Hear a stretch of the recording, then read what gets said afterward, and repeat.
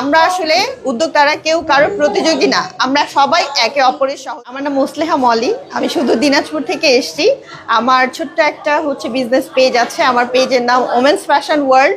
So সেখানে আমি বিভিন্ন ধরনের ক্লদিং আইটেম নিয়েই কাজ করছি, শাড়ি থেকে শুরু করে থ্রি পিস, তারপরে বেডশিট, সমস্ত কিছু আপনারা আমার পেজে গেলে অবশ্যই সব কিছু দেখতে পারবেন। মূলত আমার সিগনেচার পণ্য জামদানি শাড়ি। আমি জামদানি শাড়ি যেহেতু আমাদের দেশীয় ঐতিহ্য, সেটাকে আমি আমার মতো করে রিপ্রেজেন্ট করার চেষ্টা করি। সেটাতে আমি একটু হ্যান্ড পেইন্ট করি, তার উপরে একটু কারচুপি করি, তারপরে একটু এমব্রয়ডারি করি। এই ধরনের কাজগুলো করে আমি আমাদের দেশীয় ঐতিহ্যটাকে রিপ্রেজেন্ট করার চেষ্টা করি।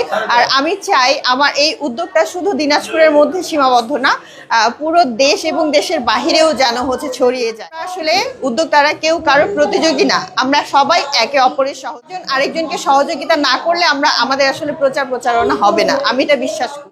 অনেক অনেক বেশি ভালো লাগছে, মানে একসাথে এত উদ্যোক্তা, এটা দেখে আসলে অনেক বেশি ভালো লাগছে। কারণ আসলে আমরা অনেকদিন থেকে একটা জিনিস শুনেছি যে আমরা চাকরি নেব না, চাকরি দেব। এটাকে মাথায় রেখে আসলে নারীরা ঘরে আর বসে থেকে নেই, নারীরা এগিয়ে যাচ্ছে।